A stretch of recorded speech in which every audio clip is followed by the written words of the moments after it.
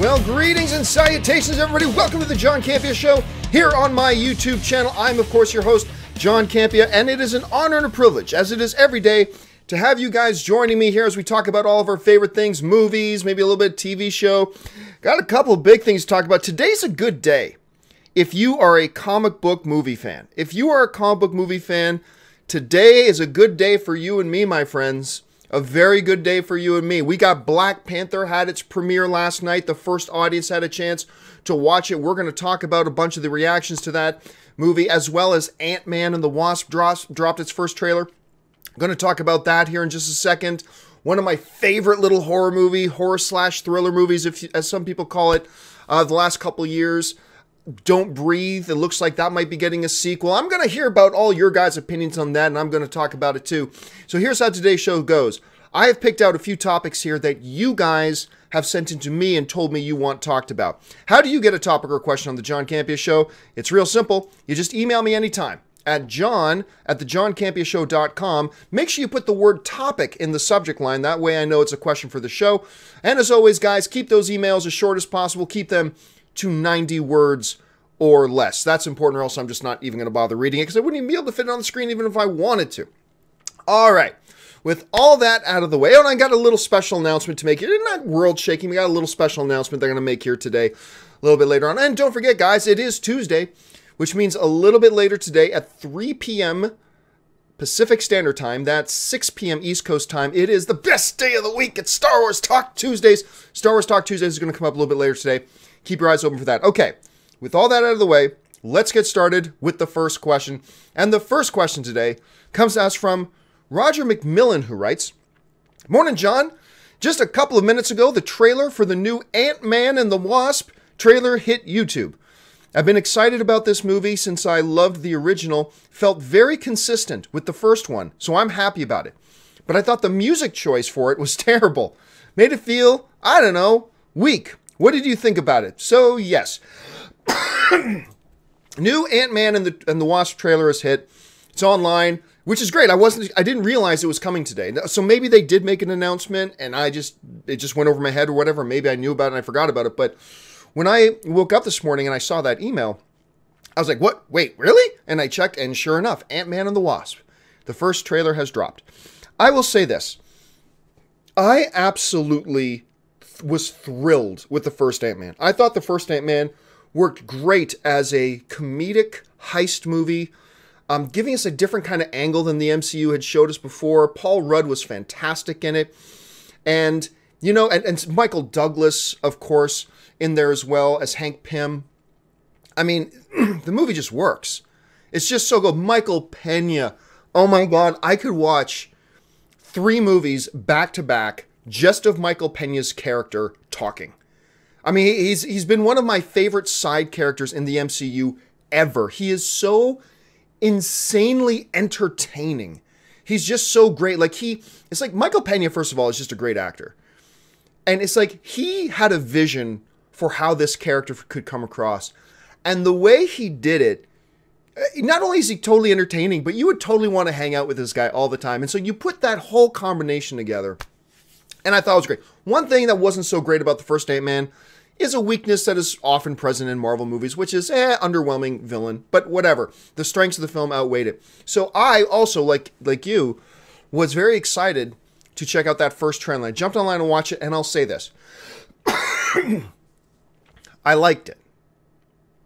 I didn't love it. And that's okay. And I'll go into my rationale here in a second.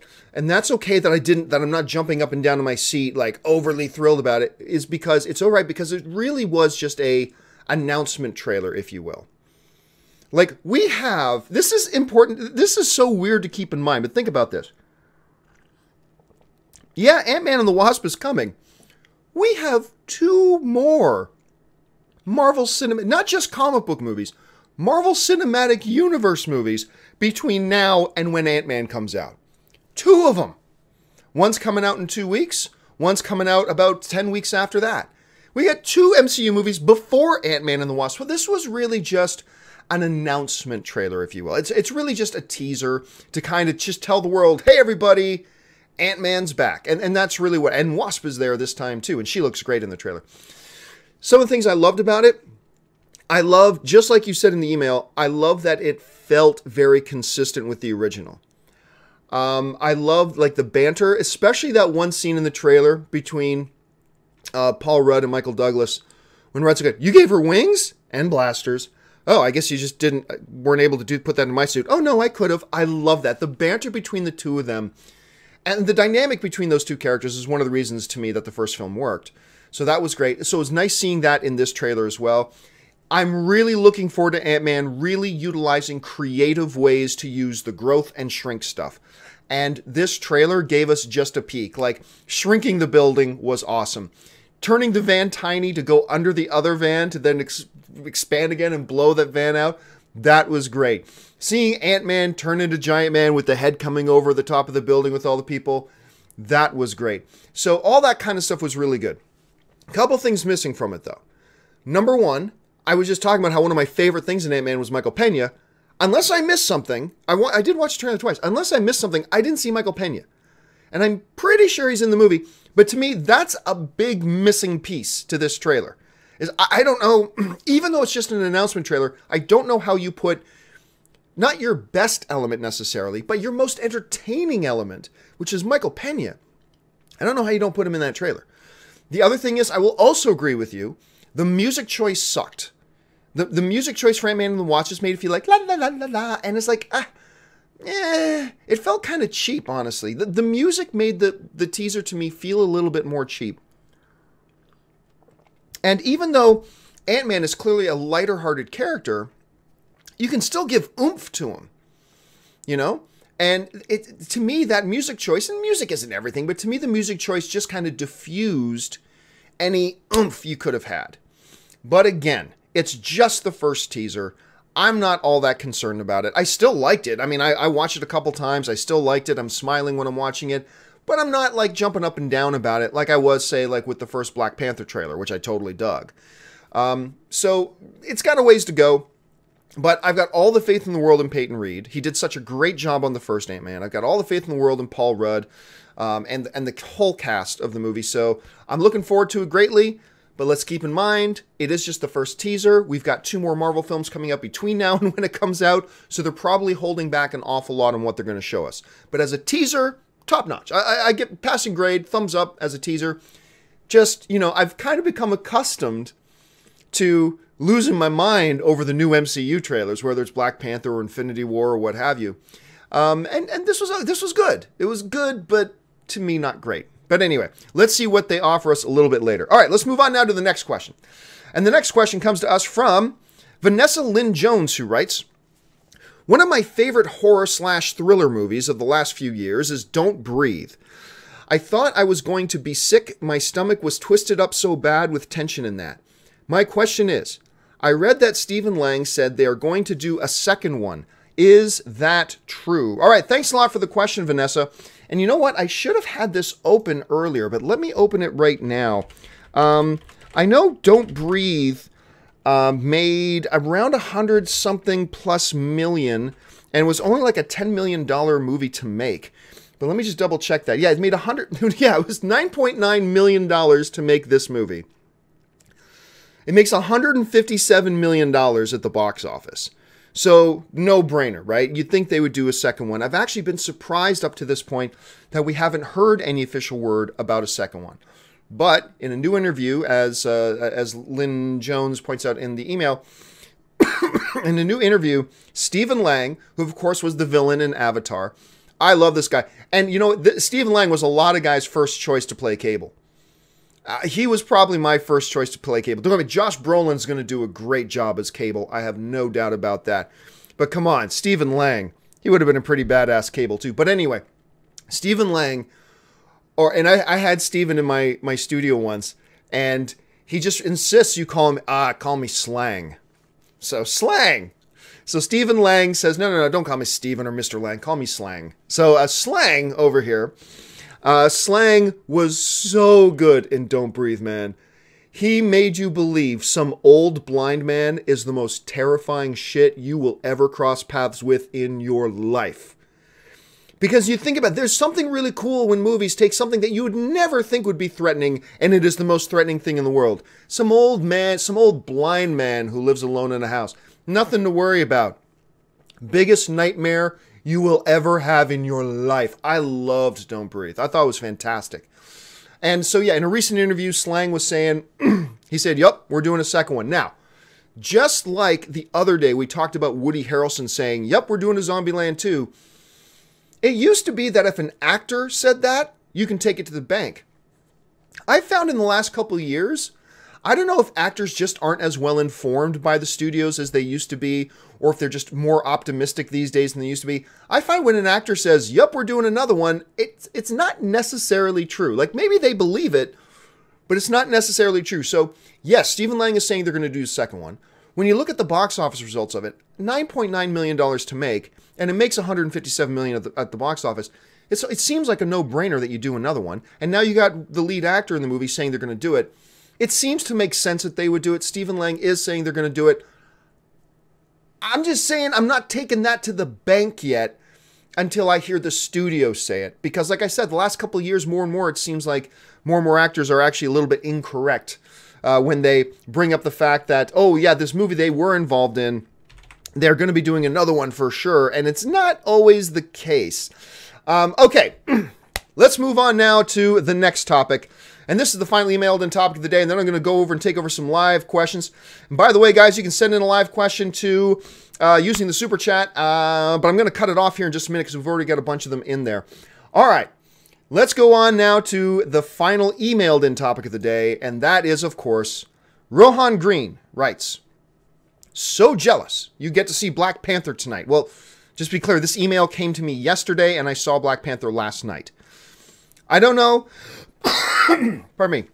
I don't know if there is a review embargo for it or not, but are you allowed to at least give us the slightest hint on what you thought about it?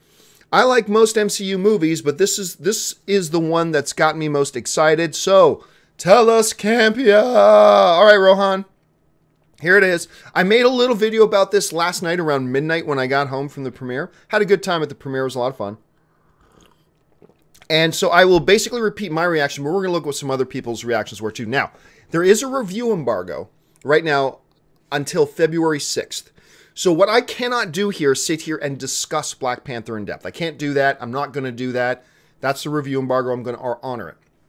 But what Marvel has said is that you can do social media reactions. So what I'm going to do here is I'm going to start off, and I made a video about this last night, but I'll repeat it here. I'm going to start this off by reading you my tweet that I sent out about Black Panther. Nothing wrong with me doing that. Doesn't break the review embargo. So here we go. Here was my reaction to Black Panther. Remember, this is just a tweet. Not all my thoughts are in there. Not every angle is covered. Not every aspect is talked about. Just my one tweet. All right, here we go. Black Panther. Incredible. Real world building with Wakanda. Great mythology building around the Black Panther. Solid character development. Top-notch action. Great narrative. Wonderful villain. Rare for the MCU. Killer soundtrack. My favorite MCU movie since Civil War. Okay, I'll just read you this was my reaction coming out of the theater. I'll read it one more time. Black Panther, incredible, real world building with Wakanda. Great mythology building around the Black Panther. Solid character development, top-notch action, great narrative, wonderful villain, rare for Marvel. Killer soundtrack, my favorite movie since Civil War. So there in a nutshell is my reaction. I cannot elaborate on each one of those points. I'm dying to elaborate on each one of those points, but I can't at this point. So I'm not the only one who was there at the first screening of Black Panther last night. A whole bunch of other people were there too. And so we're going to take a second here and we're going to look at what some other people are saying about Black Panther. And I can honestly tell you, and remember, this is just first reactions. Who knows how the full reviews come out? Could be different. Oh, and by the way, guys, if you have not sent in a super chat yet, please do not send in any more super chats. I got more than enough questions there to cover, so please do not send in any more. All right, so let's go over to the responses and the reactions that we got from people here. We got Jenna Bush, a friend of mine, wrote, Black Panther is hands down my favorite Marvel movie so far. Also, the women of this movie kick ass, freaking spectacular. Dorina Parks writes, wow, Black Panther is the best MCU movie ever. I'm not even being biased. This was by far the best Marvel movie to date. I don't necessarily agree with that, but, I mean, I loved it. Wilson Morales, friend of mine, Wilson, wrote, Black Panther is phenomenal to say the least. All cylinders from direction, acting, production design, costume, and action. It's all aces. Let's see. Angie J. Hahn writes, I never wanted this movie to end, so as soon as it did, I wanted to go back. Solid action, smart story, tons of personality. Shuri is my new favorite. Nakia is everything. Killmonger is incredible. T'Challa deserves to rule the MCU. Coogler, that's the director, has done it again. Let's skip down a couple here. Roth Cornett writes, Black Panther is everything we all wanted it to be. A smart, emotional, well-told story, and just effing beautiful. Kara Warner writes, oh boy, Black Panther, what a ride. The ladies in this movie are on fire. Their action scenes made me weepy. The men are rad too. Great performances all around. So much to process. All right, let's move on. Next one comes to us from Geeks of Color, who wrote, Black Panther is the best MCU movie ever. I was blown away from start to finish, and I'm not even being biased. This was by far the best Marvel movie to date. Thank you, Ryan Coogler. Next one comes to us from Terry Schwartz, and Terry Schwartz writes, saw Black Panther tonight at long last. Was so impressed by the characters and the world building that Ryan Coogler brought to the MCU. This movie asks the right questions and challenges the right themes while creating one of the most impactful villains to date with Killmonger. I could go on and on with this, but I'm telling you, across the board, those are the reactions. The worst reaction I saw came from Jeff Snyder. And this was the worst reaction I saw so far. And let me just bring up Jeff's thing here. Here we go. Jeff Snyder's reaction was, and this was the worst one I read, Black Panther is exactly what you'd expect from Ryan Coogler. A better than average superhero movie. I dug the music, the costumes, the gadgets, and the intimacy. It's apt about fight for the future of Wakanda, and thus the fate of the world. The ladies rule. Okay, so this statement, a better than average superhero movie, that statement, a better than average superhero movie, that's the most negative statement I've seen. I mean, if that's the most negative statement you're going to see, you're not doing too bad. So, people have eaten this movie up. The people who were there and got to see it have eaten this movie up, which is great to see. Again, to me, my favorite MCU movie since Civil War. There have been 4 MCU movies since Civil War, all of which I've really liked. You're talking about Guardians of the Galaxy 2, Doctor Strange, Thor Ragnarok, and Spider-Man Homecoming. I like this more than all of them. I can say that. I said that in my tweet, so I can repeat that here. I myself, personally, I don't put it on Civil War or First Avengers level, but that's just me. I mean, maybe those movies aren't as good to you, so this movie might end up being higher for you. For me, it's on that top tier. Brutally entertaining, very smart. It's a very different kind of movie than we've ever seen the MCU do.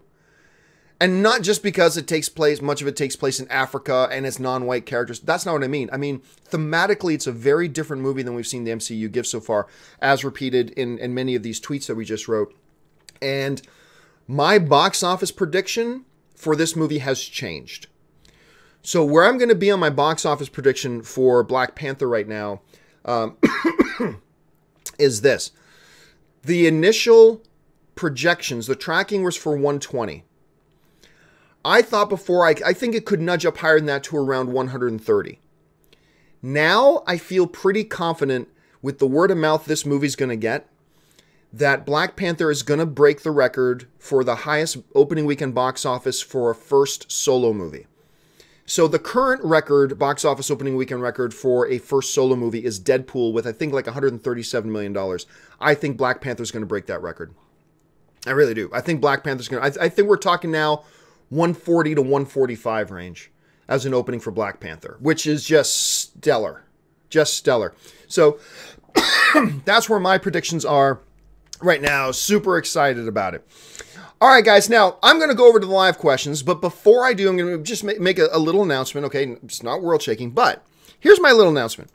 For some time, I I've had a bunch of you guys say, hey, John, it would be really nice sometimes if you had just one more person that you can bounce off of, or who can bounce follow-up questions to you about, kind of like the way you and Ashley Mova used to do it on Mailbag so many years ago. Because you remember, the way I used to do Mailbag, I would answer the questions, but then I would have another person there to kind of act as the mind of the audience and ask follow-up questions, just to bounce off of a little bit and to take things in different directions. So I am going to experiment with that. And the last couple of weeks, I have been interviewing and auditioning and reading over 400 resumes that got sent into me. It's crazy, this town. I put out a job. I remember when I was in Canada and I put out a job posting for something to do on my website. I remember I get like 15 resumes and think, oh, wow, like 15 resumes. This is awesome. And then I put out a thing for, hey, like a co-host kind of role on a YouTube movie show, and I got like 400 resumes in. Anyway, and I have hired 2 people to try out on a test basis to see if you guys like it, to see if I like it. And I got to admit, doing the John Campea Show, where I can take a few breaks, even if it's just 30-second to 1-minute breaks from talking constantly, sounds pretty appealing. And the new dimension and new personality on the show. So I'm going to introduce you to a couple of people here. The first person that I've brought on board, her name is Mariah Garcia. I cannot wait for you guys to meet Mariah. She has studied journalism. She has studied entertainment. She was a sports broadcaster for Arizona State University and their athletics. She's very active social media and a massive movie fan. And I just loved my time. I interviewed her a couple of times, called her back, and she's just fantastic. I think you guys are going to absolutely love her. And again, her name's Mariah Garcia. The other person I brought on to join my team is Danielle Victor. Now, to some of you, Danielle may look familiar. She's been on several reality TV shows, but she is a social media master, like hundreds of thousands of followers on the various social media platforms, avid, fanatical movie fan, and just an incredible personality. I think you guys are going to fall in love with her. She's great. Now, I know what some of you might be thinking. Hey, Danielle is very pretty. Mariah is very pretty. Let me tell you something about living in LA, folks. I've joked about this before. I can go outside, throw a quarter, and that quarter is going to hit 17 beautiful people, men or women, before the quarter hits the ground. Every one of the 400 resumes I got are beautiful people. And everybody, it seems like, who lives in LA is far more attractive than me. Not that I'm a very high bar. But I was just blown away by their passion, their enthusiasm, their personalities, and how I think you guys are going to like them. So, starting this week, maybe even tomorrow, I'm not totally sure yet, you guys are going to get to meet Mariah and Danielle, and I think you guys are going to love them. And again, hey, we'll try this out for a while. And if I find I don't like doing it with 2 people, or if you don't like having the show with multiple people, then fine, we'll stop. No problem. You know me. I have no problem trying something, and if it doesn't work, moving on from it. But I think this is going to be a lot of fun, and I hope you guys like them. All right. With that out of the way, let's move on now to the live questions. Again, guys, it's funny. I mentioned no more live questions, and 6 more live questions got sent in after I said that. But I will get through as many as I can here. Let's get started with this. The first live question comes to us from Siobhan Dixit, who writes, man, Marvel is killing it. The hype is getting ridiculous with Black Panther, Infinity War, and now the spectacular Ant-Man trailer. It seems like they can do no wrong. Well, saying the MCU and Marvel can do no wrong. Iron Fist, Jessica Jones, the second half of the first season of Luke Cage, The Inhumans, Iron Man 3 would all like to have a word with you. Marvel can do wrong. Make no mistake, Marvel can do wrong. But no, you're right. It does seem like they're on a hot streak right now.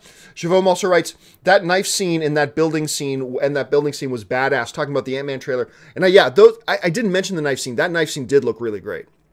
I like that. And obviously I mentioned the building scene as well. That it turns into a drag-along briefcase, if you will. That was pretty fun. Adam Griffin writes, 50 Shades Freed. Over under $35 million domestic opening weekend. 50 Shades of Grey made $93 million, and 50 Shades Darker made $46. So I just got my invite to the premiere of 50 Shades Freed. Not a fan of the franchise. Everybody knows that. I think your number, Adam, of 50 or 35 million is a perfect over-under number. That is a perfect over-under number. I'm going to take the over, but barely. Like, I'm thinking 37, 38 million. So I think it's going to make less. We're going to see that downward trajectory continue from 93 million to 46 million to something a little bit less. But I'm telling you, you did a great job setting the over-under number. That is the perfect over-under number. And I'll take the slightly over myself. Siobhan again writes, I love how both Ant-Man and Captain Marvel take place before Infinity War. Ant-Man 2 after Civil War and Captain Marvel in the 90s. Therefore, Infinity War directly leads to Avengers 4. Yes and no. Like, what we do know about Ant-Man is that at least much of it takes place after the events of Civil War. Assumingly before the events of Infinity War. What I am speculating is that there is going to be some time jumping. Not that Ant-Man is going to travel through time. That's not what I'm suggesting. What I'm saying is, I think, you know, a situation where, like, I don't know. I can't even remember which city Ant-Man takes place in. For argument's sake, let's say New York. New York City, 1 year ago. And then the majority of the film does that. And then maybe for just a minute it goes, Boston, present day. And now we've jumped ahead a year after the events of Infinity War. And then it goes back to 1 year ago. Maybe like the majority of the movie happens before Infinity War. Because it does seem odd that Infinity War is coming out after, or sorry, Ant-Man and the Wasp is coming out after Infinity War, yet it takes place before Infinity War. It seems odd, but I think there's going to be some weaving, if you will. I think we're going to see, I don't know what this means. What is this? Is this like a Harry Potter thing? Anyway, I think we're going to see some weaving of time in that. So again, no one's told me that. I'm just speculating, but I think we're going to see some of that. Johan Angelen, who writes, love your name, by the way. How about a Federer origin movie? His coach died in an accident when he was 20, and it's after that Federer became the man/greatest of all time we know today. Or do a Borg McEnroe and focus on his rivalry with Nadal. Well, his rivalry with Nadal, it's still going. I mean, they're the number one and the number two, so I think you're going to want to wait to see how that goes. I didn't know that about his coach, Johan. I didn't realize that about Federer's coach. See, there is something you can make a movie about. So there's two things to me you can make a movie about. His overcoming adversity when his coach dies and leading him on the path to becoming the greatest of all time, or him being an aging star, goes 4 years without winning a major, and then all of a sudden goes on one of the hottest streaks ever in tennis after that, coming back at his age. So I think there's a couple of there's a couple stories there you could tell. Thank you for bringing up that thing about his coach, though. That's great. Johnny Mejia writes, Lucifer is one of my favorite shows on TV. Thoughts on last night's episode in season 3 so far? Don't you just love Maze? Also, will you do any TV recap shows? Thanks. Love Lucifer. You guys hear me talk about Lucifer all the time. I have not seen last night's episode yet because I was at the Black Panther premiere. So I've not seen it yet. Season 3 so far, really enjoying it. It's a different season than the other ones. Really enjoying it so far. The whole angle they're taking with Kane, I think, is pretty interesting. So yeah, I'm totally on board with it. I've tried recap shows and they don't necessarily, for whatever reason, you guys, my audience, you guys don't really respond to them all that well, so I kind of shied away from it. Not to say I won't take another crack. I mean, who knows? Maybe if Mariah or Danielle are really into a couple of shows that I'm into too, maybe we try recap shows. I don't know, maybe. I mean, Ann and Corey and I are definitely going to do Game of Thrones when it comes back, but we're still like a year away from that. But who knows? I'll think about it. Amin writes, even though you don't like rating films, why not create your own rating system similar to Jeremy or even your old No, Go, or Ralph? Well, I tried bringing back No, Go, or Ralph. I love No, Go, or Ralph. I really do.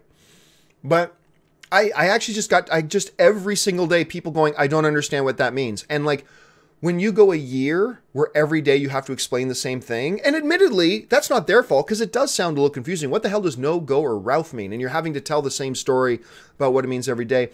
You know what? I'm very happy not having a rating system. I'm quite content just telling you what I think about a movie, and then you evaluate whatever you think that number means then in your head. There's just, again, a rating system, there's no point to a rating system if the ratings mean something different to everybody else. So, and who knows, I'm not saying never, but I got to tell you right now, I'm feeling pretty comfortable not having a rating system. I'm very comfortable right now just telling everybody what I think the good things are, what the bad things are, my overall thoughts. and then not giving it a number. I'm pretty happy with that right now. But who knows? We'll see what happens in the future. Siobhan writes, Morning, John. Worldwide box office predictions for the MCU films this year. I'd say Black Panther 830, Infinity War 1.6, and Ant-Man 700 million. I'm actually very close to that, Shimon. I'm very, very close to that. I'll take slightly lower on Ant-Man. Because remember, the first Ant-Man made, like 500 plus million? Which is great. So I think it goes up. I don't know if it goes up to 700 million, though. I'm gonna say maybe around 600, but that 830, I'll take 830 to 900 million and 1.6 to 1.7 for Infinity War. I'm pretty right close to where you are. Michael Lagrange writes, will One Above All ever appear in the MCU? Oh, I mean, I don't know, man. Like any number of stories or characters or whatever, will it ever appear? I mean, if it does, not anytime soon. If it does, not anytime soon would be my guess. I mean, look, here's the problem with questions like this, and I totally dig you asking the question, but here's the problem with it that we all have, is that the MCU right now has so many characters in the MCU already that you could do multiple films with. Black Panther is now the new one. You can do multiple Black Panther films. Doctor Strange, you can still do more Thor. You can still do more Ant-Man. You can still do more Avengers. You can still do more, you got Captain Marvel coming. You can still do more everybody else. You still do more Spider-Man. That's just with the characters they already have. Then you've got this whole litany of characters they've never used that they can have, and there's this big lineup forming. So whenever we talk about, do you think Marvel could ever make a movie about this character or this story? You got to evaluate in terms of, well, what's in line in front of it. And so it could be a while. Good question, though. Phil Lee writes, you can only take one role. A minor role in Star Wars like Hux or Phasma, or a romantic lead opposite Jennifer Garner in a straight-to-DVD rom-com. Pick. Oh, you son of a bitch. You son of a bitch. You had to say Jennifer Garner. You couldn't have said anybody else, huh? You had to say Jennifer Garner. Oh, you son of a bitch. For those of you who don't realize, Jennifer Garner is probably like my all-time #1 celebrity crush. Which made me admire Ben Affleck even more. Oh, shit. Romantic lead with Jennifer Garner. Okay, it's Star Wars. I'll take the role in Star Wars. Damn you. Damn you, Phil Lee. All right. Pharrell9296 writes, thoughts on Watchmen, the graphic novel, and Alan Moore's body of work. Well, I mean, that's an essay. The graphic novel is great. I have mixed feelings about the movie version of it. The graphic novel is one of the all-time classics and kind of revolutionized. It was there's 5 or 6 tectonic shifts you can point at in comic books. And I mean, I think that was one of them, maybe 6 or 7 or 8 of them, but that was definitely one of them. It's funny. I'm not a huge Moore fan outside of, there's a couple of things of his that I think are great. There's some of his things that's almost sacrilegious to say that I didn't think were all that great, but definitely solid, very, very good. But Watchmen to me, yeah, I mean, it's the pinnacle of his work. Christy1929 writes, F the Eagles and their trash fans, go Pats, go Pats, go. Hey, listen, man, I'm go Pats, go too. But the Philadelphia Eagles are for real. And Foles, I've been warning people ever since Wentz went down. Foles is for real. And we, as Pats fans, should be scared shitless of these guys. It is going to be a fight. I cannot wait for this game. It's going to be great. SC Edge 77 writes, you can't fully capture Han Solo or Indiana Jones without the Harrison mannerisms. If the audience loves Alden's portrayal of Han, thoughts on his chances to also don the famed fedora in Indiana 5? No, because then, if I've taken that kind of question before, and the reason I say no is because, look, if all you're looking for is a Harrison Ford impersonator, then you can go out. I know a couple of guys who do bang on Harrison Ford impersonations. Then that's what you do. No, because here's the thing. The gimmick of it would overshadow the movie. And just because this guy's right for Han Solo doesn't mean he's right for Indiana Jones. Indiana Jones and Han Solo are 2 different characters. And just because one guy played both roles doesn't mean you get the next actor to do both roles. So I'll disagree with you on that. I mean, hey, man, and you're not alone in your thinking. There are a lot of other people who've asked me that question. You're definitely not alone, and maybe you're right and I'm wrong. But from my point of view, I would say no. If you're going to recast Indiana Jones in the future, you go somebody other than Alden Ehrenreich. Otherwise, the shtick of it it becomes a gag at that point. I think the shtick of it overshadows the movie at that point. All right. Score Geek writes, I just saw The Shape of Water and it was amazing. Wasn't feeling some of the undertone though. It could have done without it. Otherwise, great movie. It is a great movie. I was so impressed with it. I really was. I was just floored. Artistically, it's beautiful. The narrative is great. The characters are wonderful.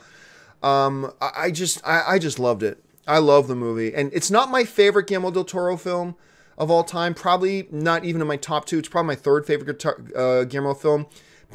Blade 2 and Pan's Labyrinth will probably still rank above it for me, but I absolutely adore that film.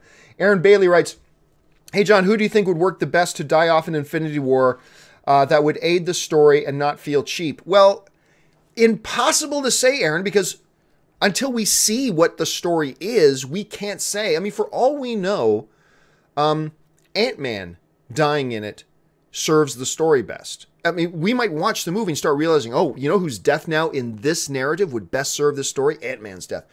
But it's impossible to say before we see it. But if you want me to take a wild guess, whose death would... Maybe Nick Fury's? But the thing is, if you kill Nick Fury, because that would increase the callback value when we do get to Captain Marvel, and Nick Fury's there, and it's set in the 80s or 90s or whatever. Nick Fury, the guy who brought them all together, all that kind of stuff. That might propel the story a bit. Dether writes, they released a fight scene between Black Panther and Eric Killmonger somewhere underground on subway rails. The CG seemed off. Reason to worry? Let me tell you this. Quite often, I have found, I think many of you guys have pointed this out to me too, CG, especially when a movie hasn't been transferred to its home video files yet, CG can often look off on a computer monitor or even on a television. Then when you go into theater and see it projected in its native format, it looks quite different. I'll tell you this. I know the scene you're talking about. I did not see the online version of it. I just saw it in the movie theater, and it looked great to me. Looked great. So, but yeah, keep that in mind. Quite often, visual effects shots that are made for a certain aspect ratio and made for a certain resolution and made for a certain viewing format may not quite look right when you downscale it to an online file or even for a television signal. Sometimes they look a little bit different. All I can tell you is that it looked good to me. So, yeah, hey, go see the movie and let me know what you think once you do. Okay, guys, I'm just going to fly through the first few here. The last few, I should say. Better first officer, Spock or Chewbacca? Spock. He just brings a little bit more to the game. Who would I want to hang out with more? Chewbacca, but Spock is the better first officer. Tristan Brown, love the show and listen daily. What is your take on Ryan Coogler after seeing Black Panther? How does he rank among the MCU directors? I mean, look, whether you're talking about Fruitvale Station, which is amazing. You're talking about Creed, which is amazing. And now you're talking about Black Panther. Ryan Coogler is a dude we must take seriously. And we have to keep our eyes on. Because now not only has he done 3 great films, he's done 3 films that are very different from each other. He's shown some diversity in his very early young career that makes him... I'm staggered by this guy. I really am. I cannot wait to see what he does next. If he follows up Black Panther with another really solid film, we have to put him in the conversation of the 5 best working directors today. I'm not going to put him in that conversation yet, but if he puts out one more that's on the same level quality as the stuff he's given us, then I think he has to at least be in the conversation for the top 5 directors working today. He'd have to be in the conversation. But yeah, I'm just floored by the dude. Ben Rayner writes, I saw a quick shot of Pena in the trailer. Okay, thank you, Ben. I'm going to have to go back and watch it now and keep my eye open for Pena. I don't remember seeing him in there. But I mean, it was very odd to me. How do you not have Pena in the trailer? Okay, so maybe he is there. But if he is there, he doesn't say much. Parzival writes, I've been a fan since I was 15, 21 today. Oh, thank you so much, man. I saw your reply to Jay on Twitter, and I answered with the Barack Obama mic drop gift, and Jay, he blocked me. Well, you know, I appreciate your support. I do. I'm not going to use... I don't want to use the John Campea Show to spur drama. So Jay's going to do what Jay wants to do, and I appreciate you sticking up for me. Thank you. Guzz off my daddy. Slash Home confirms Cloverfield 4 is already done. Yeah, many people have been reporting that Cloverfield 4 is actually shot and done and in the can and comes in October. Remember, though, this is a very loosely connected series of films. It's not like you have a running main story through all of them. They're very loosely connected. And from all the reports that I read, Cloverfield 3 and 4 continue on with that tradition. So it's not difficult to do that. But yes, you're right. I've read several reports saying that they've said it is indeed done. Kyle Branham sends in a super chat. Thank you so much, Kyle. Ali Sane writes, we got Ant-Man and Wasp trailer and no freaking Solo trailer. What's going on? I am star that Venom trailer is going to come out first. Again, Solo's 4 months away. It's a little under 4 months away. It's not that big of a deal. Is it curious? Yes. Am I a little bit questionable about why we haven't got one yet? Yes, but remember, it's still 4 months away. It's not like it's 2 weeks out. It's still a ways away. So when they're ready to show it, they'll show it. But look, hey, if another month goes by and we don't get it, then even I am going to start going panic button time. Anyway, Med6814 writes, what happened to the Weekly Hero last week? Good question. What happened to Weekly Hero last week is this. I realized I can't do 3 live shows per day. And I was going to try to do John Campea Show, Weekly Hero, and Open Mic. So as I announced yesterday, I've changed things up. So now Mondays will be Open Mic. Obviously, John Campea Show every day in the morning. Mondays will be Open Mic. Tuesdays will be Star Wars Talk Tuesdays. Wednesday and Thursday will be Open Mic. And Friday will be Weekly Hero. So what happened last week is just I realized I just got overwhelmed. Remember, I'm just one person trying to do it all by myself. And I just realized I couldn't get it done. So this week it'll be back. And obviously there's going to be a lot to talk about on Weekly Hero this week. But that's what happened. And that's what caused the change in my schedule. So Monday, Wednesday, and Thursday will be Open Mic. Tuesday, Star Wars Talk Tuesday. Friday will be the Weekly Hero. Thanks for asking, though, man. Jake C. writes, who wins in a fight, Indiana Jones or Han Solo? Fist fight, Indiana Jones. If they can use their weapons, their whip and their blaster, Han Solo. Ali Hussein writes, I star, do you mean still? I still do believe that Venom trailer is going to come out first before the Solo trailer. I wouldn't bet against it. I mean, look, Tom Hardy is now done shooting, so it's possible. Sony may want to wait until a number of the big comic book superhero movies are done and out of the way, so the Venom trailer doesn't get lost in the shuffle of Black Panther coming out, get lost in the shuffle of Infinity War coming out, get lost in the shuffle of Ant-Man. They may want to hold off on that a bit, but it is possible. It certainly is. Jonathan Hansen writes, hey, John, love the show. Have you ever played Mass Effect? And if so, what are your thoughts? I think it's perfect for a movie, maybe even a franchise. I'm not so sure the narrative plays well for a larger audience. It's a great game. Well, at least one of them. I've played one of the games, and at least one of them is a great game. I've heard some criticisms about some of the other versions. But it's great. I don't know. I could take into it in the thing, but I just don't know if it's a narrative style that would work for the audience unless you do some heavy adaptation. And if you do, sure, anything can work. All right, since the next few questions all came in after I said don't send any more questions, I'm just going to fly through them quickly. Kyle Branham writes, hey, John, do political stances in movies that you disagree with affect your review of the movie? No, does not affect my review of the movie whatsoever. Never does, never will. As long as the movie isn't preachy one way or the other. If the movie's just about a character who believes certain things and they do what they do, that's fine. Any movie that gets overly preachy in either direction always turns me off. You guys have heard me talk about that before. So, but no, generally speaking, no. Like, for instance, here's a great example. $1 Million Baby, right? The Clint Eastwood character at the end of that movie, well, just in case you haven't seen it, you know what if you've seen $1 Million Baby, you know what Clint Eastwood does at the end of the movie, right? And a lot of people got mad. It's like, how dare you, Clint Eastwood, do that? It's like, but no, it's what the character did. It's a story about what that character did. And you as the audience, now you take away from that whatever you want to take away from it. But it's what the character, it's not that Clint Eastwood wasn't making a political statement that you should do this, whatever it is his character does at the end of the movie. He's not saying that, but it's a story. It's a movie. You should, and that's how I take it. As long as a movie acts like that, then I'm perfectly fine with it. Kevin Bennett writes, Marvel released a video on YouTube titled Marvel Studios, Black Panther, It's a Setup. Poor Jay Washington must be beside himself.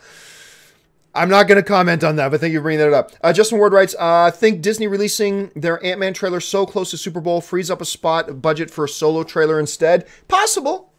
Possible. That's a really good analysis, Justin. I hadn't thought about it in those terms. That's a really good analysis. It is possible. That's interesting. Doesn't Ant-Man, I mean, it might seem disconnected. Look, budget isn't the problem with Disney, but does putting their Ant-Man trailer out now, that takes an Ant-Man trailer at the Super Bowl off the table. Does that mean that Disney, if they're going to do some Super Bowl ads for their movies, that frees up a spot for Solo? Very well might. Very well might. Good observation. Score Geek writes, my God, she is gorgeous and a geek. I'm assuming you're talking about either Danielle or Moriah. I'm going to assume you're not talking about me, although I am pretty. Anyway, Siddhartha Gupta writes, do you think Ant-Man will be in Infinity War Part 1? I do. I think Ant-Man will be in Infinity War Part 1. You never know, though, of course. I mean, who knows what kind of direction they're going to go with that. One never knows. But there could be a reason, understanding that Ant-Man happens before the events of Infinity, or Ant-Man and the Wasp happens before the events of Infinity War. That could be an explanation as to why they don't show us anything of him in the Infinity War trailer. So, let's see what happens. But I don't think you're far off to make that type of a guess, or ask that type of a question, considering the circumstances. But yes, I do believe he's going to. You know what? Hell with it. Let me take 1 second here. I've gone overtime. I'm sorry, guys. But let me take 1 second here. Infinity War, IMDb. Let me just see if they've got Paul Rudd listed. Not that, even if it's on IMDb, it's a 100% thing, because it's not. My God. Guys, just listen to this cast for Infinity War. Karen Gillan, Dave Bautista, Chris Hemsworth, Scarlett Johansson, Sebastian Stan, Zoe Saldana, Vin Diesel, Chris Pratt, Tessa Thompson, Tom Hiddleston, Tom Holland, Elizabeth Olsen, Chadwick Boseman, Benedict Cumberbatch, Chris Evans, Robert Downey Jr., Paul Bettany, Benicio del Toro, Josh Brolin, Paul Rudd, there he is, Paul Rudd is listed, Colby Smulders, Bradley Cooper, Peter Dinklage, Jeremy Renner, Angela Bassett, Gwyneth Paltrow, Jon Favreau, Mark Ruffalo, Benedict Wong, Sean Gunn, Anthony Mackie, Don Cheadle.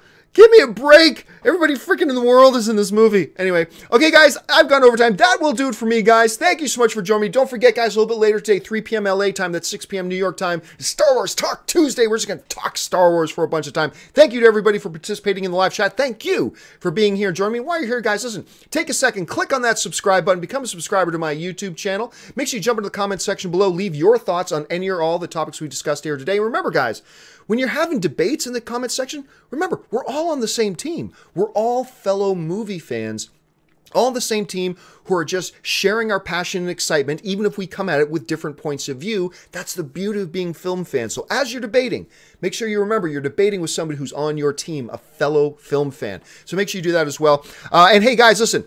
The one thing that keeps the lights on around here is, of course, my Patreon campaign. Do me a favor, if you enjoy watching my videos, please jump over to patreon.com/John Campea. Get all the information about what it means to be a Patreon supporter of mine. You'll find out about what it means to be a Patreon supporter, how being a Patreon supporter keeps my shows on the air, and what benefits are to being a Patreon supporter. And a special thank you to all of you guys who are already Patreon supporters of mine. Thank you so much.